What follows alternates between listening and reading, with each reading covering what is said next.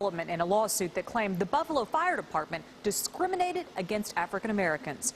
Good evening, I'm Diana Fairbanks. A federal judge has thrown out a lawsuit that sparked a 14-year battle for the Buffalo Fire Department. News 4's Al Vaughters has the story that's all new at 5:30. Al?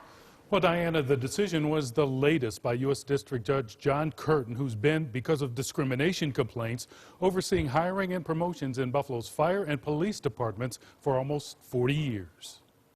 The federal lawsuit was initiated in 1998 as a class of African-American firefighters and former firefighters accused the city of racial discrimination. The group is called the MOCHA Society, Men of Color Helping All.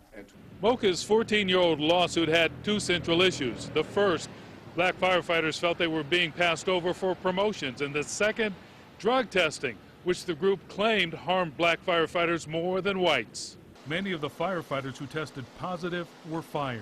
I'm not, at this point, disputing the right of the department to test. All we're asking for is a fair test, one that actually identifies the problem and deals with it in a way that is humane and rehabilitative in its basis. U.S. District Judge John Curtin dismissed the drug testing portion of MOCHA's lawsuit, ruling the group presented insufficient evidence to substantiate their claim of bias.